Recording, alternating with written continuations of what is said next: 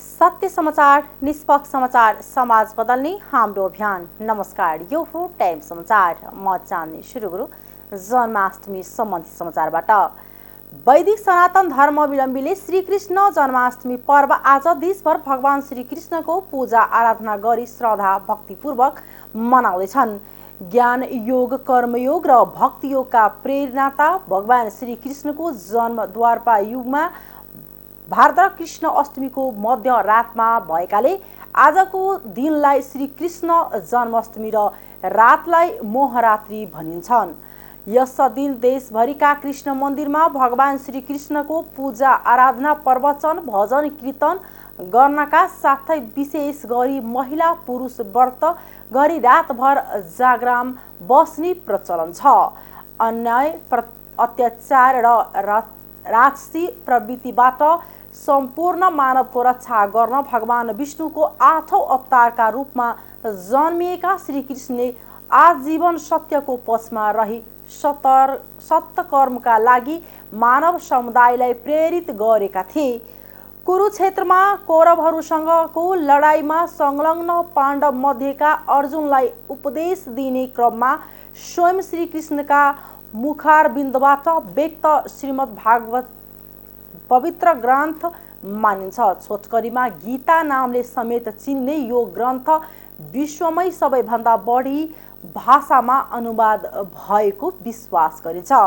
बाल्यकालदेखि नै आफ्ना विचित्र लीला देखाएका श्रीकृष्णले पुतना कंस, जरासन्ध र शिशुपाल जस्ता दानवीय प्रवृत्तिको संहार गरेको पौराणिक ग्रन्थमा उल्लेख छ। यस अवसरमा आज जनकपुर धामको रेलवे स्टेसनमा ठुलो मेला लाग्ने गर्दछ। यस पर्वका अवसरमा विगतमा काटिएको सार्वजनिक बिदालाई सरकारले फेरि निरन्तरता दिएको छ।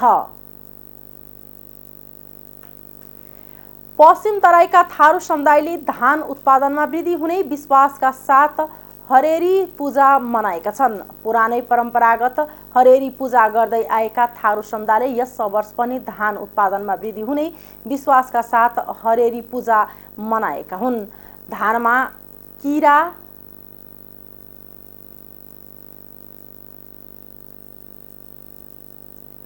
लाग्नबाट बचाउन र धान उत्पादनमा वृद्धि हुने विश्वासले हरेरी पूजा गर्ने गर्छन्। धान रोपाई सकेको केही दिनपछि पश्चिम तराईका थारू समुदायमा गाउँभरका मानिसहरूले रकम सङ्कलन गर्छन्। सङ्कलन भएको रकमले पूजा सामग्री किनेर देवी देवतालाई चढाउनका लागि मिठाई किनेर देवी माताका जनावर देवी देवताहरूको मूर्ति बनाएर पूजा गर्ने चलन छ।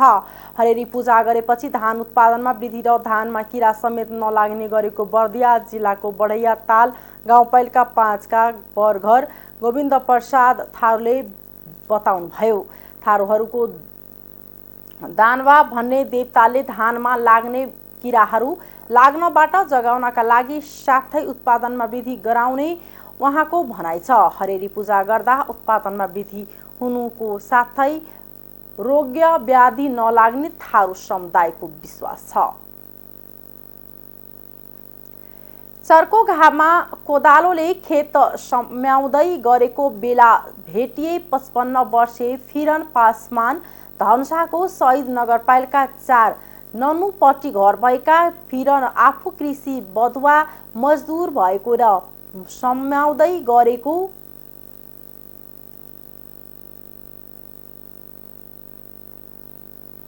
खेत साहुको भएको बताउनुभयो। विगत 35 वर्षदेखि बधुवा मजदुरका रूपमा काम गर्दै आएको बताउँदै उहाँले बाबु बाजे पनि बधुवा मजदुर भएर काम गरेको सुनाउनुभयो।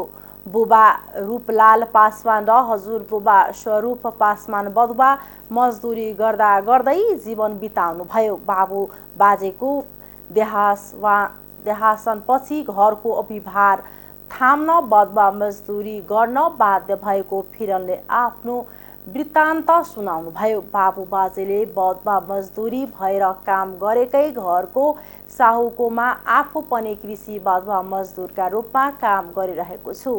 बधुवा मजदुरबाट मुक्त हुन चाहेको छु, तर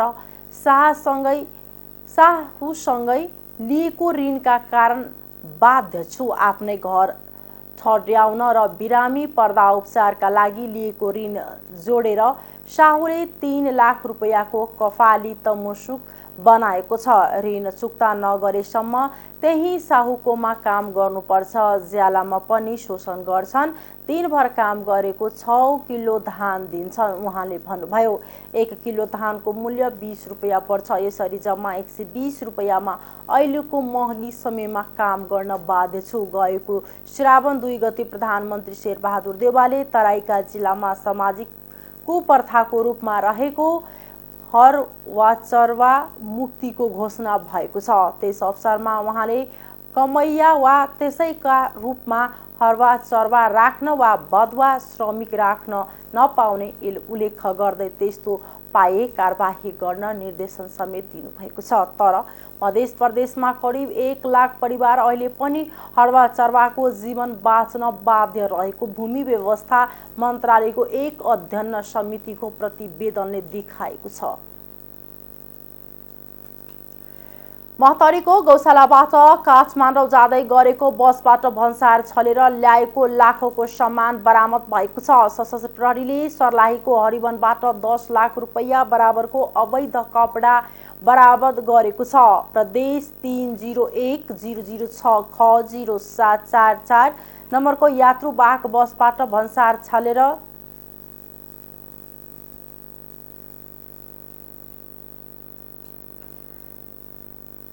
नगरपालिका 11 बासाटोल चोकमा बस रोकेर चेक जाँच गर्दा बिल बीजक नभएको 10 लाख रुपैयाँ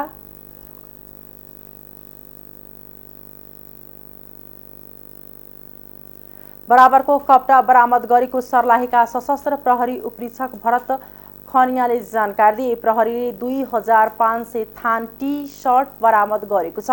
आवश्यक प्रक्रिया पूरा गरी कपडा भन्सार कार्यालयमा बुझाएको सशस्त्र प्रहरीले जनाएको छ। मह्तरीको गौशालामा आफ्नै संस्थाको कर्मचारीलाई बलात्कारको प्रयास गरेको आरोपमा सहकारीका म्यानेजर पक्राउ परेका छन्। प्रभु बचत तथा ऋण सहकारी संस्थाका म्यानेजर जिल्लाको सोनमा गाउँपालिका 7 का 38 वर्षीय शत्रुघ्न यादव पक्राउ परेका हुन्। मंगलबार म्यानेजर यादवले सोही संस्थामा कार्यरत कर्मचारीलाई खाता खोल्नुपर्ने भन्दै घरमा बोलाएर बलात्कारको प्रयास गरेको प्रहरीले जनाएको छ। युक्तिले त्यहाँबाट भागेर इलाका प्रहरी कार्यालय गौशालामा उजुरी दिएकी थिइन्। बिहिबार यादवलाई पक्राउ गरेको प्रहरीले जनाएको छ। यादवले यस अघि पनि बैंकमा कार्यरत युक्तिहरूलाई जबरजस्ती गर्नेको प्रयास गरेका थिए। यसबारे थप अनुसन्धान भइरहेको मह्तरी प्रहरीले जनाएको छ। राष्ट्रपति विद्यादेवी भण्डारीले संसदमा फिर्ता पठाइएको नागरिकता विधेयकको बारेमा कानुनविदहरूसँग छलफल गर्नुभएको छ। प्रतिनिधि सभाको बैठकमा फिर्ता पठाइएको नागरिकता विधेयकबारे हिजो बिहिबार संसदमा छलफल चलिरहेको बेला राष्ट्रपतिले शीतल निवासमा संविधानविद, कानुनविद र सम्बन्धित सरकारवाला पक्षहरूलाई बोलाएर छलफल गर्नुभएको हो। छलफलमा संविधानविद डाक्टर सुरेन्द्र भण्डारी, संविधानविद डाक्टर भीमार्जुन आचार्य, संविधानविद डाक्टर विपिन अधिकारी, अधिकार कर्मी सुबोध प्याकुरेल, वरिष्ठ पत्रकार आदित्यमान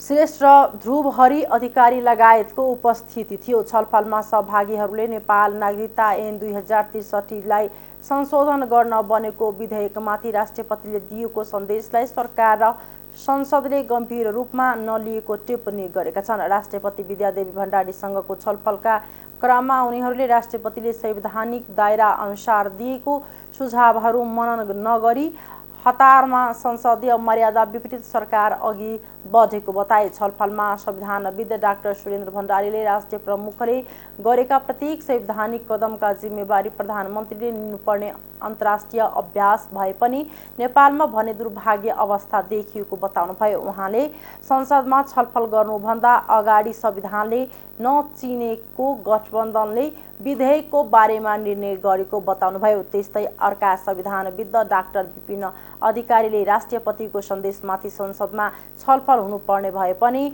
संसदमा आवश्यक विषयमा छलफल नै नभएको बताउनुभयो। अधिकारीले अबका विकल्प जोखिमपूर्ण रहेको भन्दै देशले ठूलो जोखिम मोल्नुपर्ने अवस्था भएकोले सुझावपूर्ण निर्णय गर्नुपर्ने सुझाव दिनुभयो। प्रतिनिधि सभाबाट बिहीबार नागरिकता विधेयक पूर्ण बहुमतले पारित भएको छ। बिहीबार बसेको प्रतिनिधि सभा बैठकमा निर्णयार्थ पेश गरिएको यो प्रस्ताव बहुमतले पारित भएको छ, जसअनुसार प्रस्तावको पक्षमा 135 मत, विपक्षमा 60 मत परेको थियो। सभामा तत्काल कायम रहेको सदस्य सङ्ख्या 195 रहेको र प्रस्तावको पक्षमा बहुमत रहेकाले प्रस्ताव पारित भएको सभामुख अग्निप्रसाद सापकोटाले घोषणा गर्नुभएको थियो।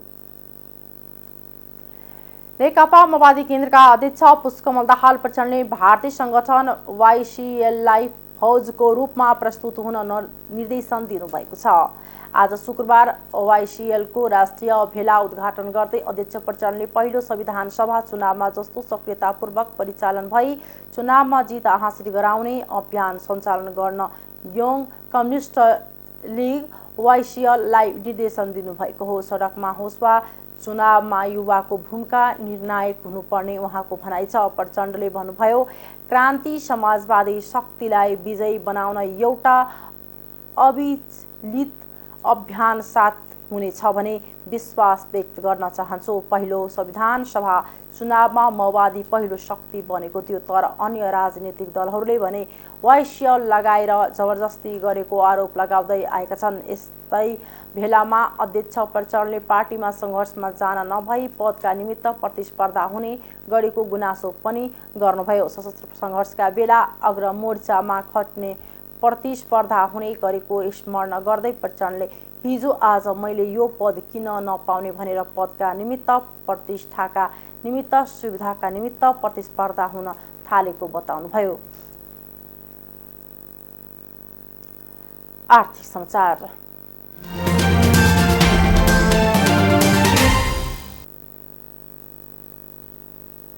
अमेरिकी सहायता परियोजना मिलेनियम च्यालेन्ज कर्पोरेसन एमसीसी अन्तर्गतको आयोजनाका लागि आउँदो मङ्सिरभित्र ठेक्का आह्वान हुने भएको छ।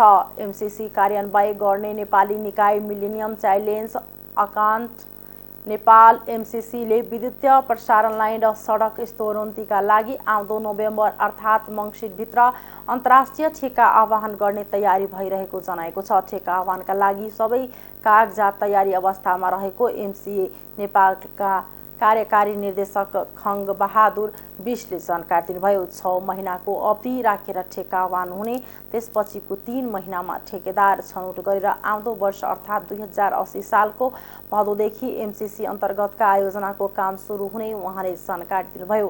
काम सुरु भएको 5 वर्षमा आयोजना सक्नै पर्ने कानुन व्यवस्था रहेकाले पूर्व तयारी सम्पन्न भएपछि मात्रै 5 वर्षे अवधिको गणना हुने उहाँले बताउनुभयो। अहिले आयोजनाका लागि धमाधम पूर्व तयारीका काम भइरहेका छन्। सब स्टेसन रहने ठाउँ नुवाकोटको रातामाटे, तनहुको दमौली र रूपन्देहीको बुटवलमा जग्गा प्राप्तिको काम लगभग सकिएको छ। वातावरणीय प्रभाव मूल्याङ्कनको काम पनि सकिएको छ। यस्तै प्रभावित क्षेत्र अन्तर्गत पर्ने 10 जिल्लाका 30 वटा पालिकामा सार्वजनिक सुनवाई आयोजना, प्रभावितको पुनर्स्थापना लगायतका पूर्व तयारीका काम भइरहेको बिस्टले बताउनुभयो। विद्युतीय प्रसारण लाइन क्षेत्रमा पर्ने 2 लाख रुख कटानको अनुमति प्राप्त गर्ने चरणमा रहेको पनि उहाँले बताउनुभयो। एमसीसीको 50 करोड अमेरिकी डलर र नेपाल सरकारको 13 करोड डलर गरेर 63 करोड अमेरिकी डलरमा विद्युतीय प्रसारण लाइन, सडक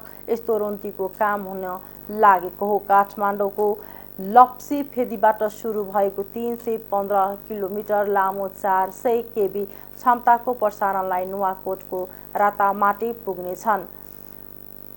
त्यहाँबाट एउटा लाइन हेचौडा र अर्को दमौली हुँदै बुटवल पुग्नेछ। प्रसारण लाइन र सब स्टेसनमा तामाकोसी, सुनकोशी, भोटेकोशी, त्रिशुली, मर्स्याङ्दी र कालीगण्डकी नदी बेसिनका कयौं आयोजनाको बिजुली जोडिनेछ।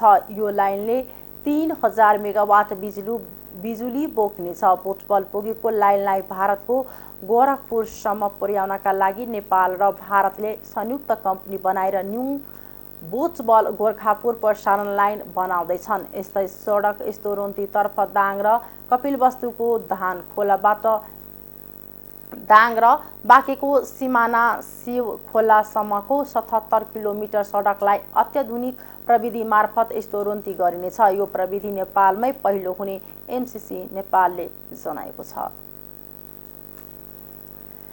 अन्तर्राष्ट्रिय समाचार।